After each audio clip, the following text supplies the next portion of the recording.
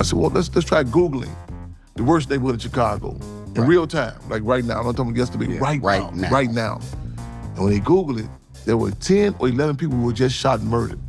I said, we have to go there. And people said, whoa, the studio won't allow that. I said, no, we have to go here. I watched the body language of Daniel Kaluuya. I watched the body language of Dominique Fishback, Charles King.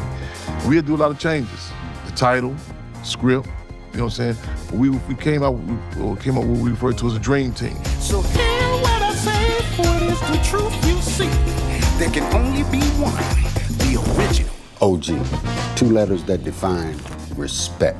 Welcome to the original OGs. I created the original OGs to document the forgotten parts of American history. I want to recognize and give a voice to the men and women that have climbed to the top of their game. Believe me, the men and women that sit in front of this marquee have been authenticated as original OGs. My name is Mr. Rick. Welcome to my world, a world of the originals, the unique. Welcome to the original OGs.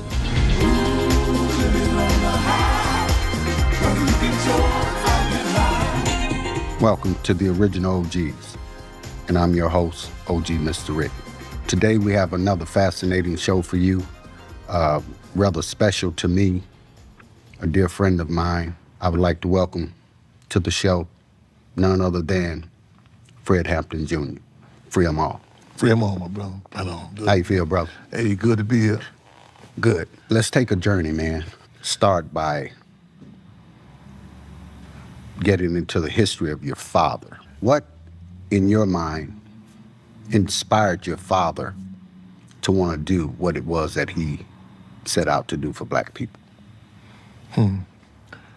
Let me, I would like to preface with, I said a number of occasions, I feel fortunate to have fallen from the tree of 2 freedom fighters. Yes, sir. That of Chairman Fred Hampton and also Vacour and Jerry, formerly known as Deborah Johnson. Mother And comrade. yes, indeed.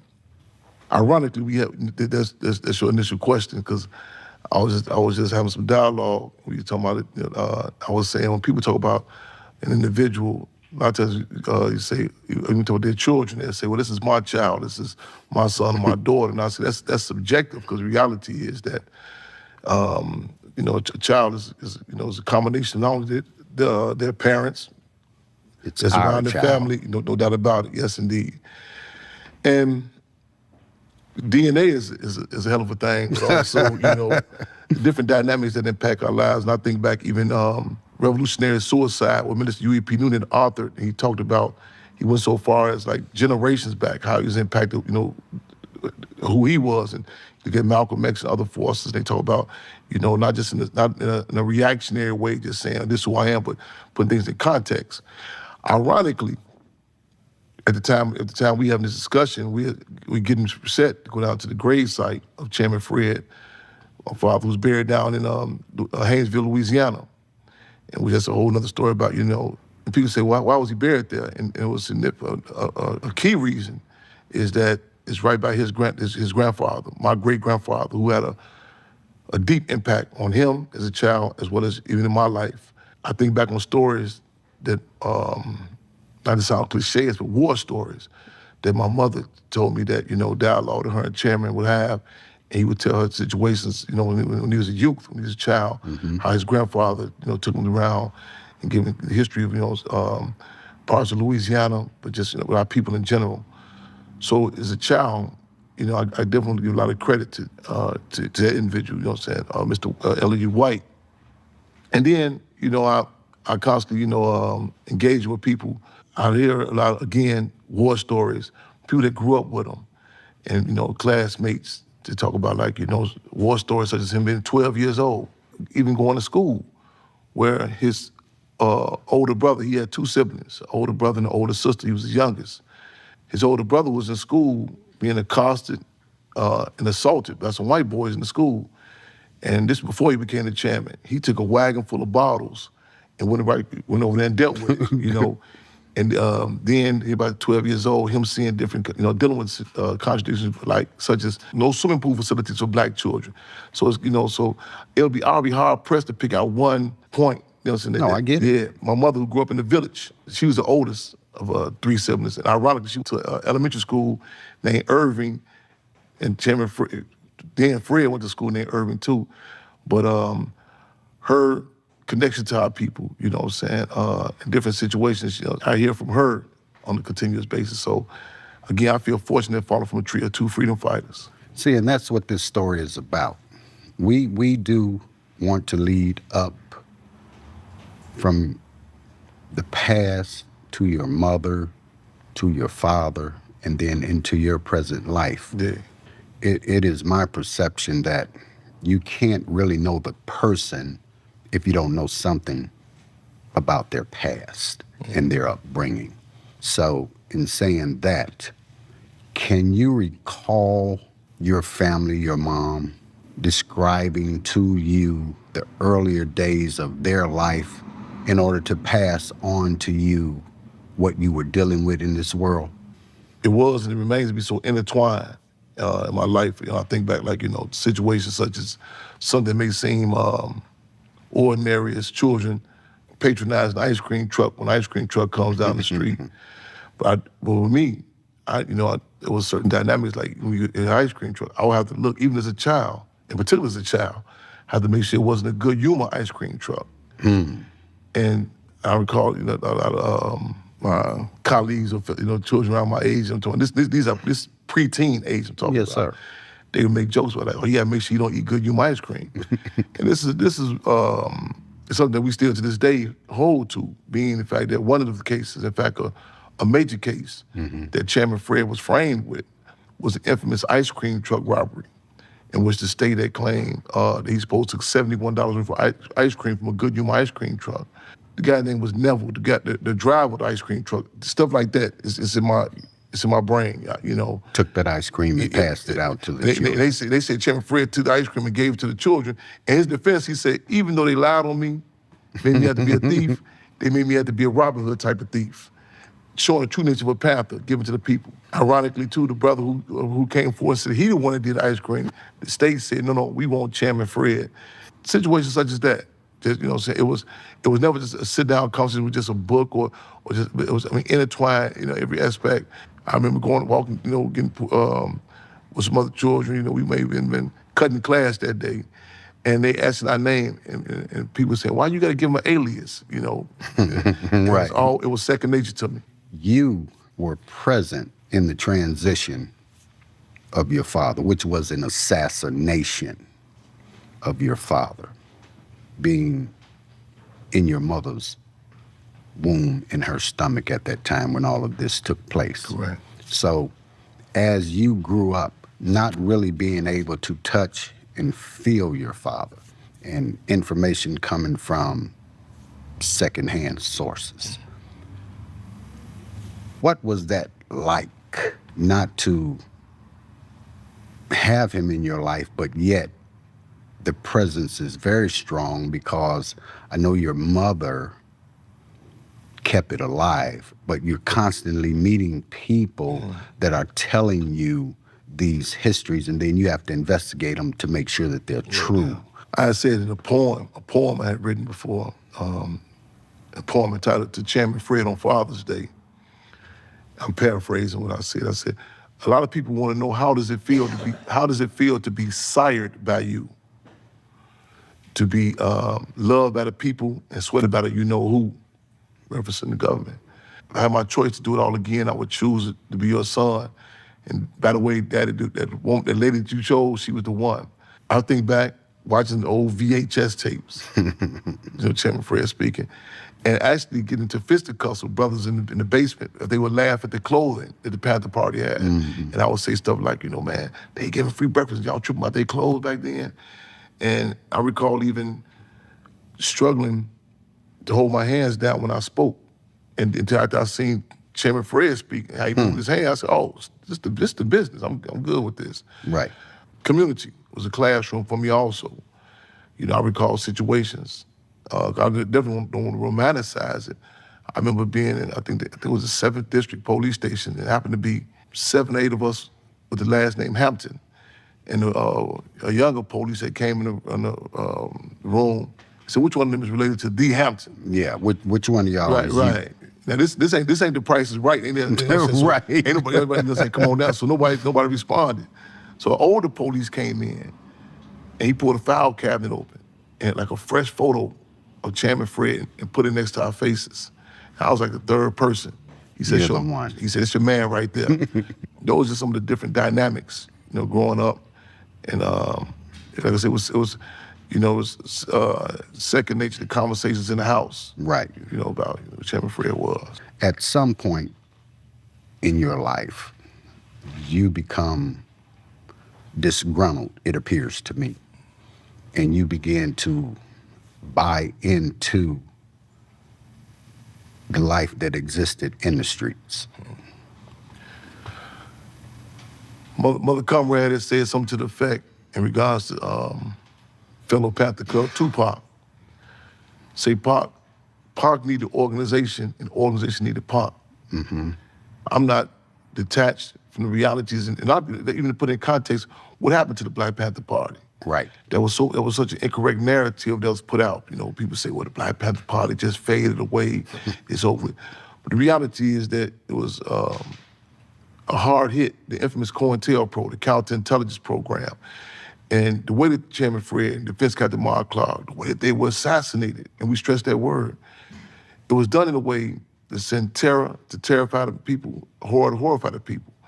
That a lot of people was even fearful to speak about who Chairman Fred was. And I remember being suspended from school, just making mention of him, The military defeat, I distinguish that from, because as we said, the Black Panther Party, ideologically, they won. Because you can make mere mention of the Black Panther Party, people come to life. Mm-hmm. But as our community in general, people say, what happened, to the movement, why people didn't go on, so on and so forth. And the deal is, the after effects, ongoing effects of COINTELPRO, there was some agent provocateurs, In fact, we said with the movie, Judas and Black Messiah, William O'Neill was not the only one. He was not the only agent provocateur.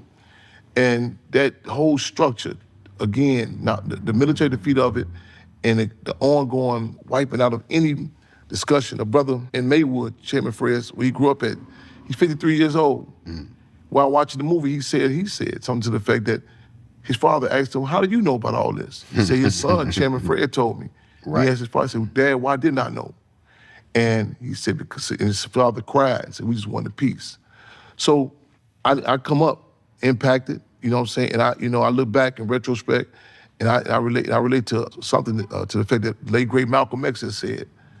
He said, I learned American history through his ghettos and through his prisons.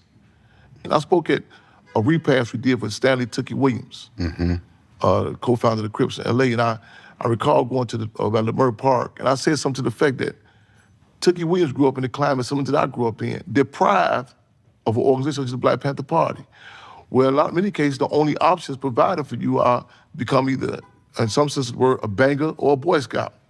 In other words, suit and boot up for corporate America or suit and boot up for the streets, Correct. And I said, never again on our watch. That's why even with the Black Panther Party Cubs.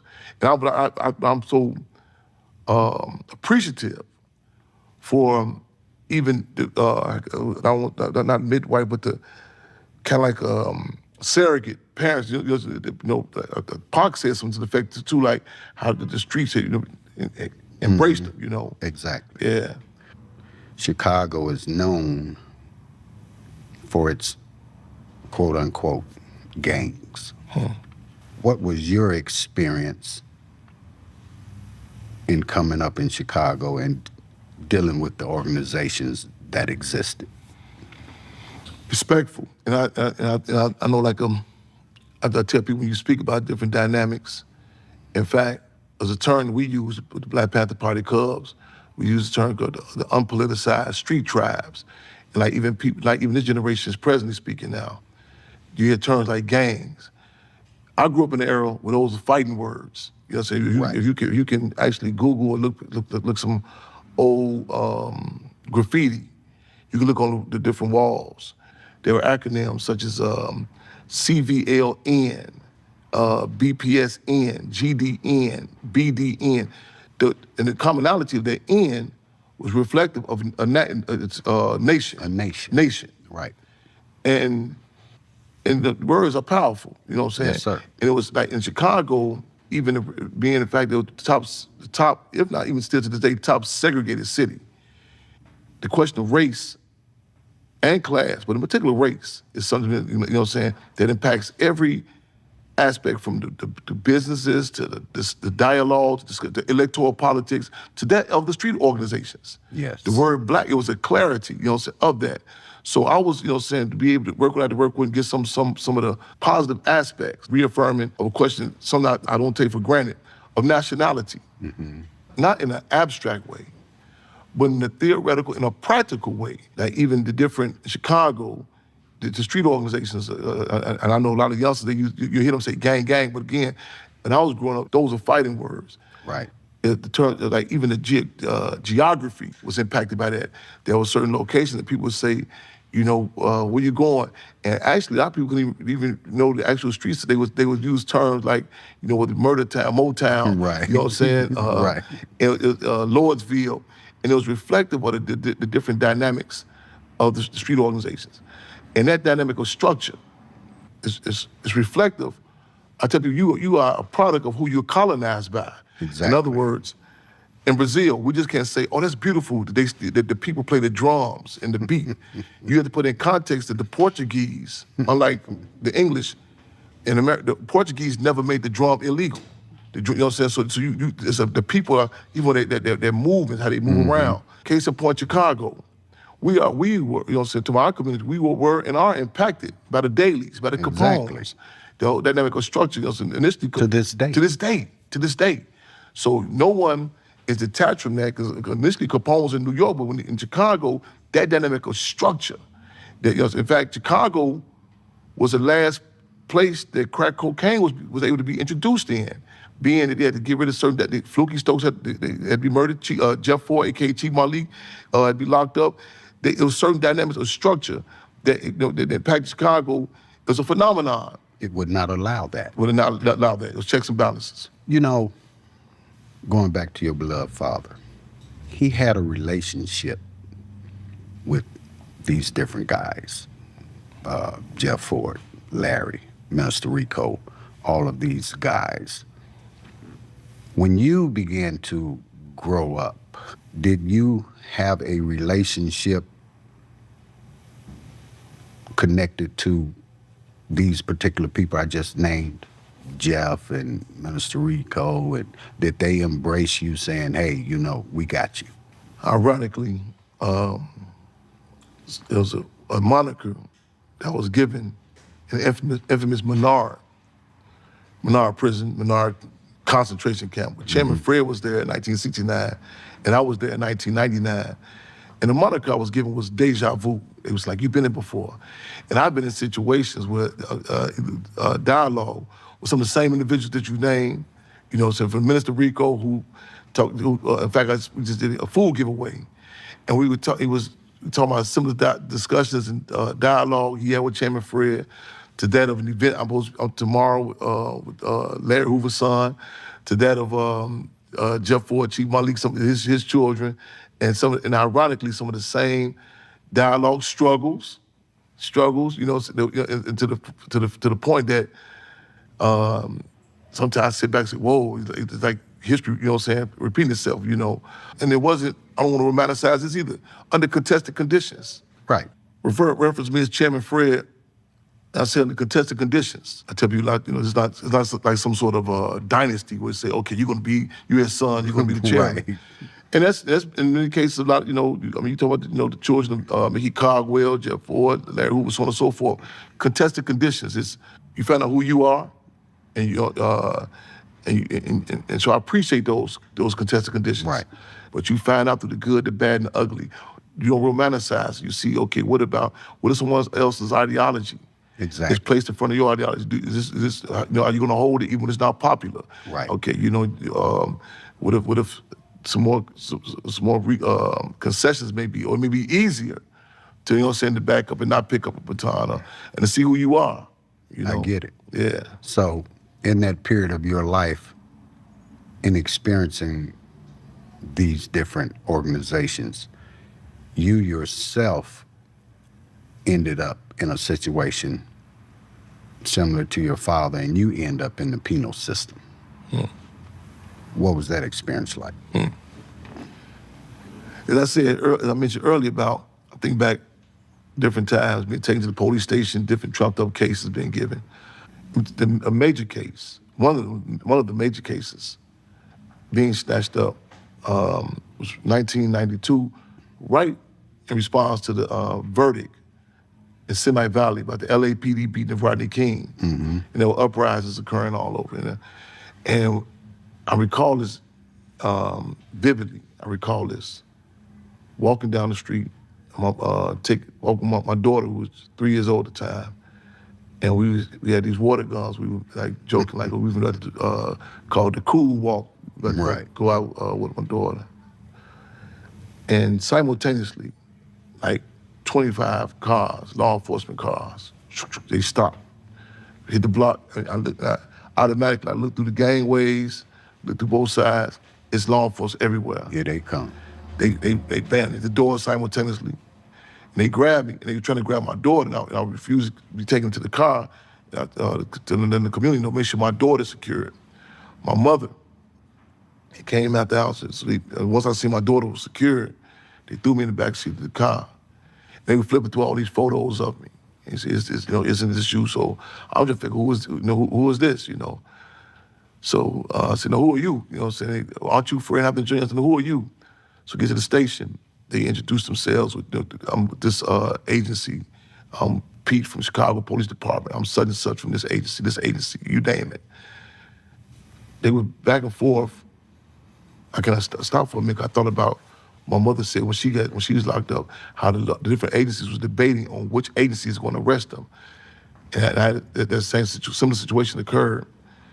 And I was to be informed that I was being charged with 2 counts of aggravated arson, in which they said I was supposed to firebomb these two Korean-owned stores on the south side of Chicago. I noticed one particular law enforcement individual, he's calling the shots. And I couldn't, I said, well, how is he different agency? How is he calling shots over all the agencies? He was the director of this. Correct. Lo and behold, while I was out on bond for this case I'm talking about, I'm going through old Black Panther Party newspapers. I see, whoa, Joseph P. Grubezek. This is the sergeant who was calling the shots. He was involved in what they call the Legion of Justice, a surveillance of my father, Chairman Fred Hampton. Wow. I said, wow, you talking about deja vu. Yeah, now he's surveilling you. He's surveilling and leading up to the rest of them for me to give me this charge. So, I was sent to, I was locked up. Later, we had the Free Fred campaign. It became an international campaign.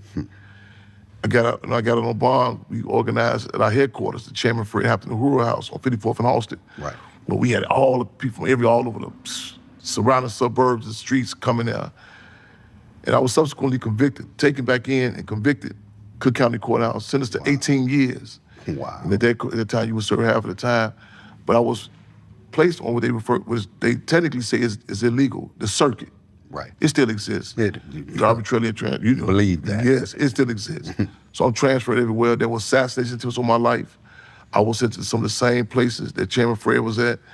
And again, the infamous Menard, when I got there, I was given the name Deja Vu. The brother said, man, you Deja Vu, Here we go again. Here we go again. Yeah. You're here. Let's take Menard. Yes. Per se. You can't help but to ponder on, wow, I wonder how my father felt. I wonder what my father did while he was. You understand what I'm saying? Yes. So, did you at that time begin to say to yourself, okay, I got to get deeper into my knowledge. I got to get deeper into what my plight really is here? Yeah. That hit me prior to being locked up. In fact, I know a lot of people, they become, what they say, more conscious when they're locked up, but it hit me, my calling, Right. hit me prior to being locked up. And I think the state recognized that. That's what they really anticipated, get down, make that move. It really, I took that, I embraced it, I welcomed it, what I'm saying? But the Menard in particular, I recall being transferred from Pontiac. And they would use these words like K9, K10, as opposed to saying which prison you going to. Right. And they, on the phone, I told my mother, and she said to come visit me the next day in Pontiac. They cut the phones off and said, pack your stuff. And they had me set to be shipped. And when when I overheard the word Menard, that's it, like, ooh, again, deja vu. And then, got there, the population, and they stopped me as soon as I came in, went through my property. And a Chicago Sun-Times newspaper had a picture of Chairman Fred, and they referenced this gang material. He has gang material. Oh, wow. And I was sent to isolation, and I got there, North Seg, Menard, and brothers were hollering all through the gallery. He's here, he's here. Actually, other prisoners, you can hear it. You know what I'm saying? And Menard, just for those who don't know, you would think it's back, it's the 1800s, Right. You know what I'm saying? So I heard some brothers, a few galleries down, say, well, where they have you at? I said, North Seg? They said, your father was on the same unit. I said, what? They said, yeah. They said, what gallery? I think I was on 8 gallery, 7 gallery. And I told them the gallery, and they said, oh, it's the same gallery he was on. Might be the same sale. Another brother said, what sale? I said, you know what? Let's hold up on this conversation for a minute. Right. You know what I'm saying? We get a little too close. I said, give me a minute. Let me take this in.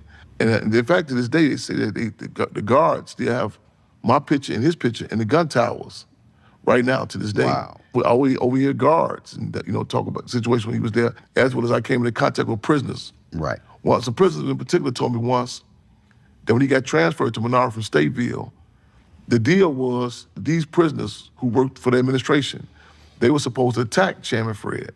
They done this before for other problem prisoners. Mm-hmm. But when he got there, they say Chairman Fred politicized them. They say they told the warden, we own Chairman Fred's security. Right. Anything happened to him, we hold you accountable for. And these are actual prisoners who was going to do this, told me this. They're purposefully, ain't no secret to it, they're purposefully running you through this situation just like they ran your father through it. Now, at that time, did you begin to, as best you could, investigate similar situations because this became obvious to you that there's a conspiracy going on here? Did you relate that to the Crow and Tail Pro? I said, I was locked, prior to this. So all my life I had a general assessment that, man, this would come with it, who you the son of. But prior to me being locked up, it's a quote unquote crime to be the son of Chairman Fred. Right. I had some issues with some members that was in the Black Panther Party a high school I attended one time as a freshman. I come the press with how he would look at me. And I asked the party, I said, y'all ever heard it? What's going on? And they said, oh yeah, we forgot to tell you. The Panthers took their school over right. to have a Black Studies program. I said, duh, I wish you'd have told me. So all my, I remember some brothers riding in the car, and one brother asking me, why you keep looking in the rearview mirror? Don't you have your license? I said, exactly. That's why I'm looking in the rearview mirror. Looking. So, and it was difficult to relate this to other people, even to this day. Right. A lot of people say that they know, they understand, but I was clear. And some people say, he paranoid. He think he back in the '60s. Pac said initially, he wish he could have ran away from who he was. I experienced that, briefly. I understand. You wish, man, I wish to live a normal, quote-unquote civilian, Yeah. But I embraced it. I acknowledged it, and a lot of heat come with it. Just a simple thing like going for a job interview. I really had to come to grips with, stop attempting to think I can win people to really understand that. It's a foreign language to people, Right. But just to get to the point to say, respect it. I tell people, Right. a woman can never explain to a man the dynamics of child labor, Right. having a baby, the pains of it. We can respect it. You never can experience You it. never can experience it. Who I am, and I'm not saying it's an egotistical way, in all humbleness. The dynamics that come with that, the heat that comes with it. It is what it is. It is what it is. You had one thing working for you that guided you and helped you become the person that you are. That was your mother, Mother Comrade. So I know she's a strong woman. She's never thrown the fight down. You and I are personal friends. And No doubt about it. I can remember saying, well, Fred, so-and-so, so-and-so, and Mother Comrade would stop me and say, that's Chairman Fred. You understand what I'm saying? She'll play no games with that, That's my A1 from day one. That's my Cool and Jerry, formerly known as Deborah Johnson. That was my first jail cellie. That's my first time being locked up. My birth certificate was almost my death certificate. Exactly. December the 4th, 1969. She was 8.5 months carrying me. And, they talking about the impacts that you experience. In fact, it was just recently, I think 2 years ago, after the movie, the release of Judas and the Black Messiah, I recall having a discussion with the staff, with the cast, producers and everyone. I said, it just dawned on me and my mother that to this very day, we both wake up at approximately 4:30 a.m. every morning. Right. Every morning. Every morning. Every morning. Wow. And just for the record, that's the approximate time that they kicked the doors in and assassinated Chairman Fred and Defense Captain Mark Clark. Wow. In fact, I remember I was talking to another brother. He was locked up. His mother we talking about his case, and his mother, she overheard me. She said, "You call your mother comrade?" And it's stuff that we took for granted, that we take for granted. Right. This is it's not just doing Black History Month or when it's politically correct. It's in us. Exactly. And sometimes it can be difficult, what I'm saying, like to relate this to people, But she's a comrade who, the impact with me, I think back when I was approximately 12 years old, when a book deal, a proposal was brought, and this was one of the occasions that we had no heat, our gas was off. Right. One of the cold winters in Chicago. And she wouldn't go with the book deal. They was raising up the police as these heroes, and she wouldn't go. Even when other members that may have been in the Panther Party or family members went that way. They was pushing her. This is before the youngsters started saying, "Get the bag." They was like, "Why don't you just go for the money?" Right. And under contested conditions, I recall her position. She says it's a no-go. And it remained principled like that, to this day. Until so this day. I feel fortunate. And as you said, with the structure, the respect. One lady said she couldn't understand, she couldn't relate to the fact of her covering over his body when he assassinated. And another interviewer said, "How did you feel to cover over your man?" And she said, "I covered over the deputy chairman of Illinois chapter of the Black Panther Party." That structure, that commitment. So hypothetically, say they had an argument, say they just broke up that morning, say we're not in a relationship anymore. That commitment, Still it's the chairman. past that of just a relationship. Still the chairman. Yes, indeed. Yeah. Yes, indeed. And to this day, I know for a fact that that's how she walks. That's how she walks and talks and cares. You know, and a strong individual. She's been through a lot. Yes. When they started wanting to shoot the film that was out, you and your mother fight these people in order to keep this story as truthful and on point as possible. She was relentless. Yes. You were relentless in not allowing them to fabricate the story from a Hollywood point of view. Yes. That's her strength. Yes. Initially, we heard word that people talking about doing a movie on Chairman Fred. We were dismissive. We just, okay, here we go again. So many cases, people say they wanted to talk about the chairman of the Black Panther Party, but they really don't want to. Right. The script has already been written. In fact, this was the case here also. Right. Literally, the script be written. So a lot of times people just say, we just need you to be the face, and we're going to tell our version of the Black Panther Party. They come into contact with people that say, okay, I'm willing to go along, whatever you want to do, whatever narrative you want to put. But that legacy, we hold on to it because what it done, not only in my life, but so many people, look at that climate, it was a different sort of relationship, different sort of music, a different sort of discussion. Again, a lot of us say we want the truth, but is that the movie, A Few Good Men, Jack Nicholson's character said, you can't handle the truth, you know what I'm saying? Right. So we back and forth, and we heard about it, and I said, well, wait a minute, we had to meet these people, people talking about playing my mother, Chairman Fred. So a lot of people say, man, it doesn't work like that in Hollywood. Right. And I had to make clear, I'm not from Hollywood, I'm from Inglewood, Southside You got your Chicago. woods mixed up. Yeah. So we finally, in fact, we convened at the Hampton House, so we had to meet these people. The house that Chairman Fred grew up in. And when they came, the cast members, the potential cast members, because it wasn't written, it wasn't a green light. Right. Daniel Kaluuya, Dominic Fishback, Charles King of Macro, Shaka King, my nephew, Ryan Coogler, his wife, Zency. At that table, we sitting there dialoguing. At least 8 hours, you know. We want to see meet these individuals. We say there's character in character. Right. It's not just playing a role. Right. So we said I want to go to my office, and that'd be in the streets. I said, well, let's try Googling the worst neighborhood in Chicago in real time, like right now. I'm not talking yesterday, right now. And when they Google it, Madison and Keeler, known as K-Town. Exactly. There were 10 or 11 people who were just shot and murdered. I said, we have to go there. And people said, whoa, the studio won't allow that. I said, no, we have to go here. We went out there, I mean, those who've been in Chicago know how it goes down over there. It was hot. I watched the body language of Daniel Kaluuya. I watched the body language of Dominique Fishback, Charles King. And that helped win me to certain points of unity. But we had to do a lot of changes. The title, script, you know what I'm saying? But we came out with what we referred to as a dream team. We have an ongoing relationship, and the cast, the producers, and again, there were clashes where what may be advantageous speaking from a movie perspective, if it would clash politically speaking, so there were different dynamics. Like, we had the press as we say, hold a party line, but at the same time, understanding, that certain amount of entertainment has to come into getting people, to watch the movie. But for all practical purposes, and I'll say this, there was more truth and authenticity and sweat involved in that movie than any of the books that you've seen written about Chairman Fred. Beautiful.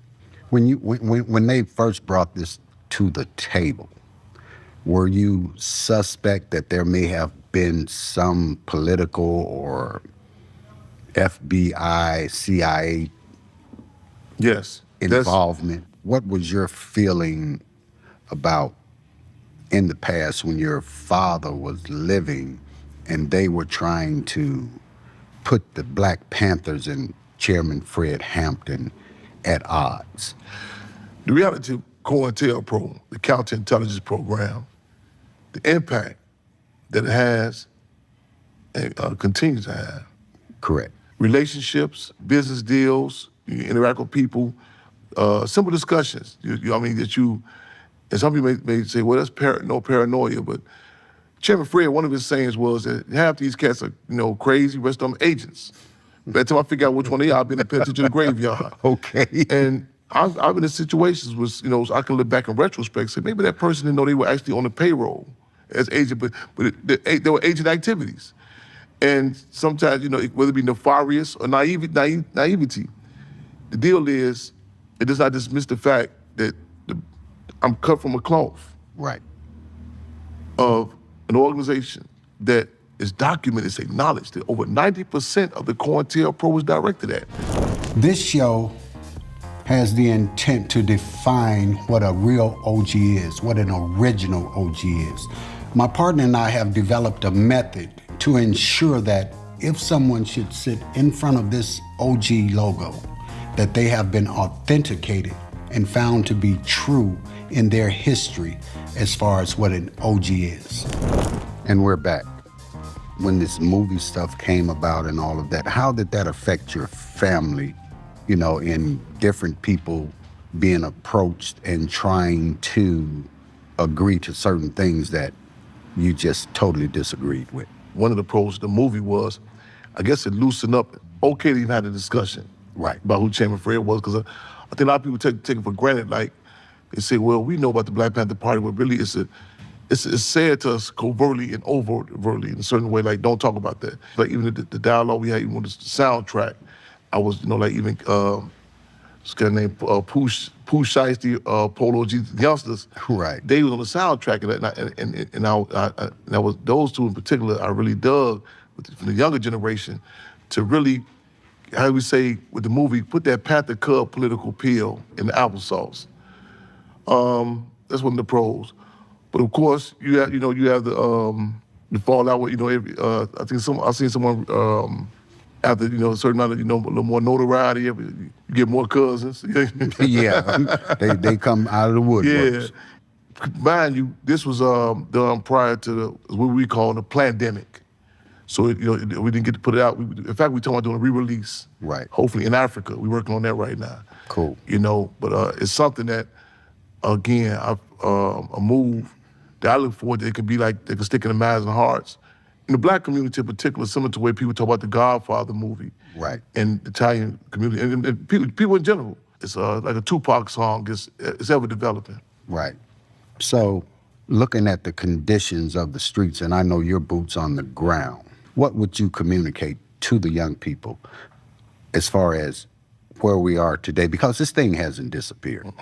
I think a lot of times, they would have a stereotypical response, a statement to the youth, something to something to the effect like, the possibilities of, of death or going to jail. But the reality is, these youngsters in particular, they deal with that on a daily basis.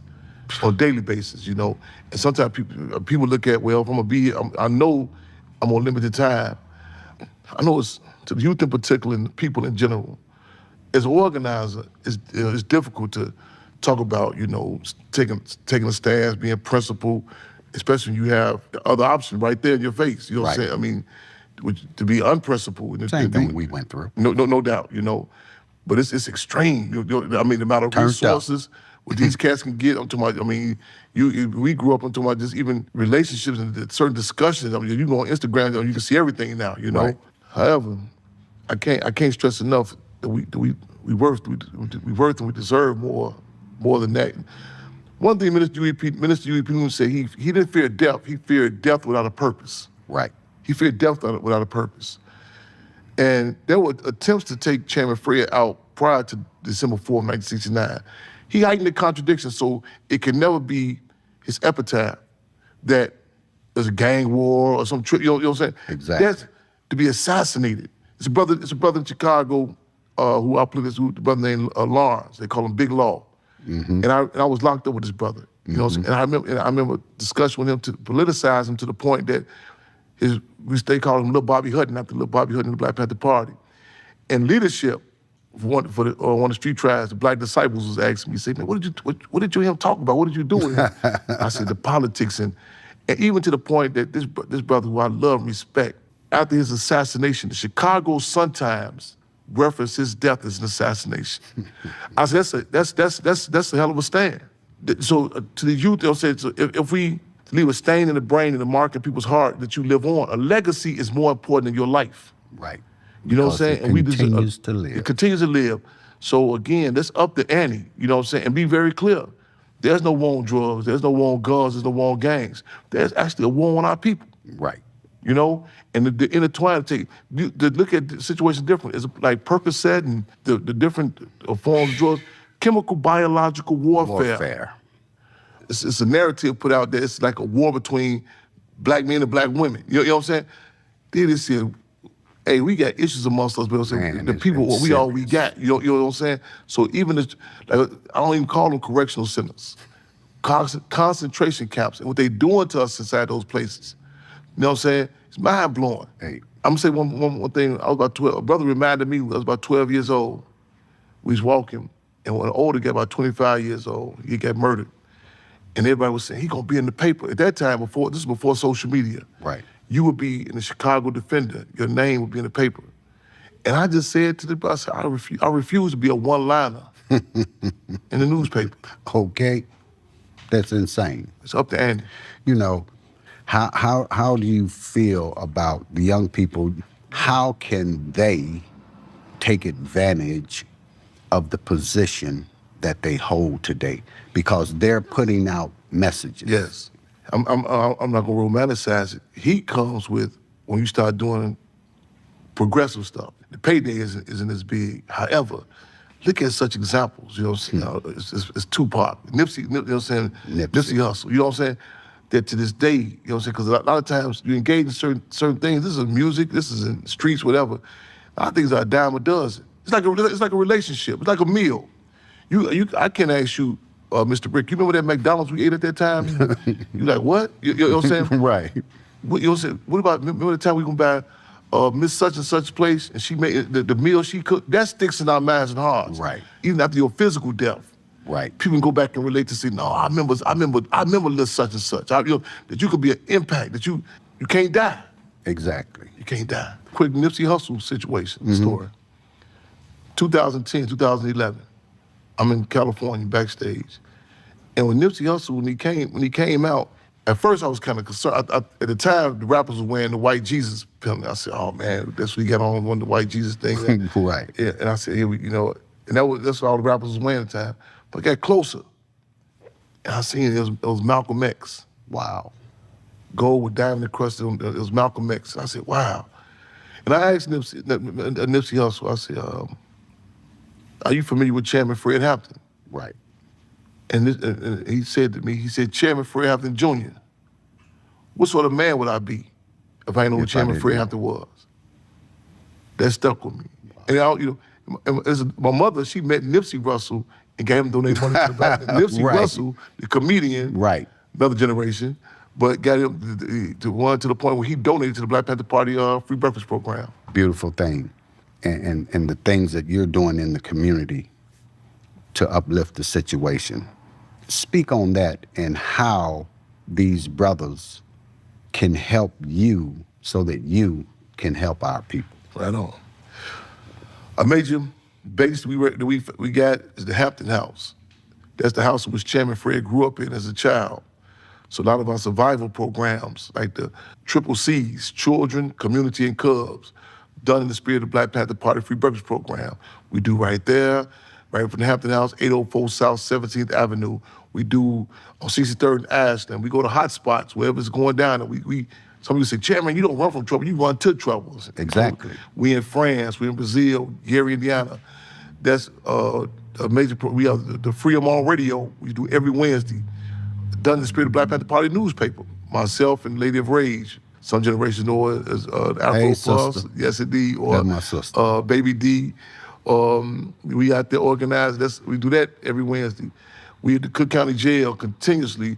We have a program, we taking water and food down to the women in Logan, Stateville, myself, Dr. LaShawn, Cassandra Greer and others working on that. On 63rd Laughlin, 63rd and Justine, you know what I'm saying, the Chairman Fred breakfast is actually started this upcoming Saturday. People go to SaveTheHamptonHouse.org, hit the donate button, how they can support, you know what I'm saying, we need support out there. And the streets is our office. Our work hours are 24 hours a day, nonstop. How can people reach you on social media, especially the people that are in the industry? I know you're working on a program for the Hampton House. That should have been done 5 minutes after you decided to do it. How can these brothers and sisters that are in power in Hollywood and other places reach out to you to assist you in continuing that project? Right on. Definitely, again, SaveTheHamptonHouse.org, SaveTheHamptonHouse.org. They can hit us on social media. I'm on Instagram, official Chairman Fred Hampton Jr. We're working on getting up and ante teams, going more outlets for the Save the Hampton House. But right now, email, speaking engagements, whatever, Chairman Fred Speaks. That's Chairman Fred Speaks at gmail.com. That's a major way. Hit us up at Chairman Fred Speaks with the S at gmail.com. I want to say a hello and a thank you, a special thank you to the Lady of Rage. That's my sister. That's, indeed. you know, your sister. Love you very much, you know, and thank you for the work that you continue to do, because I know she's always by your side and she's always putting the message out there. Right on. You know, so we wanted to give a special shout out to her. What are your personal goals? Things that are closest to your heart that you want to get done today through the Black Panther Cubs? Something that his extra heart. I just came back this last week. Everyone's familiar with, with the situation in Chicago in particular, which is infamously referred to as Chirac. The retreat from the city program we're doing, taking these children right down hour outside Chicago on farmland. We're working on getting bus and transportation, take them down there on at least twice a month, hopefully on a week, every weekend. But they can hit us up, SaveTheHamptonHouse at gmail.com. We need support with that retreat from the city. I've seen the impact of children just going down there one day. So we're working on getting some buses. We're working on getting some, I'm about to say dune buggies, the four-wheelers, you know, getting that down. Dune buggies. See how disconnected, yeah, whatever the little rides is. Yeah. So we taking them youth down there. It'd be like a transformation when them youth go down there, it'd be like a Jenny Craig commercial before and after. Wow. You can see their energy be, yeah. So, you know, I know you know a lot of people in the industry, Yes. you know, entertainers and Yes. all. Is there a not-for-profit organization that these brothers and sisters can donate to, Yes. and then they can write it off on their taxes? No doubt about it. SaveTheHamptonHouse.org. It's a donate button on there. They can write directly to 804 South 17th Avenue, Maywood, Illinois, 60153. But SaveTheHamptonHouse.org. Hit the donate button. It's a non-for-profit. Can you define what an OG is to you? First, let me premise expressing appreciations. Yes, sir. Y'all, for being here. Yes, sir.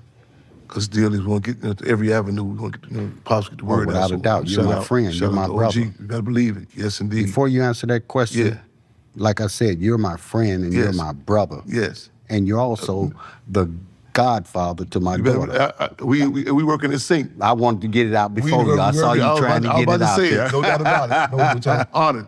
Yes, I'm sir. honored and humbled. You know what I'm saying? Man, love my goddaughter, man. Yes, sir.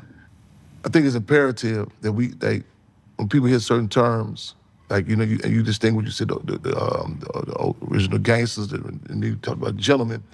And I tell people they just see these terms in, I guess, in a cliche sort of way. But you also, on the tag team, which you emphasized about individuals who've been through certain experiences. And even with the other brothers that you interview, I've seen that too. You tapped into my experience, your experiences. And that's something that, in many arenas, people are forced to say, okay, deal in absolutes. Like, okay, I don't know about this. I'm in this life, so on and so forth. But that's our experiences. People should relate to that and take advantage of that. Exactly. Because in many cases, individuals, young youth in particular, are giving individuals who speak in a foreign language to them. That they may have good intentions, but a lot of times they say, man, I can't relate to what these people talking about. Exactly. They need a GPS map to find out where I come from. Right. We relate to that, to Yes, the sir. community. And it's something, again, so let's seize the time. So that, just to add on to what you said, individuals, in many cases, we've been there and done that. Right away. And don't take for granted the fact that we are able to be here, because in many cases we've kissed the casket, tangled with torture, and we dance with death. Wow. And real models as opposed to role models. Yes, sir. That couldn't say it any better. Real models. We all have to relate to each other so that we can understand the situation that we're in. Don't forget, we've been here 400 years and it ain't never been to our advantage. So let's not get lost in the sauce. So, my brother, thank you. This ain't the last time. It's been many, many years, brother. We gonna stay in this thing till the fight is won. Love and respect. Let's continue to make history, take history, and tape history. My man. Yes, indeed. That's it. That's all. We have created this show so that men and women alike can come forward and tell their truth. If you have people that you believe to be an OG, go into the comment section. Write us. Let us know where to find the history so that we can authenticate it, bring them on the show, tell their story so that we can add to the American history. That's it. That's all. The original OG. The original OG. Living life.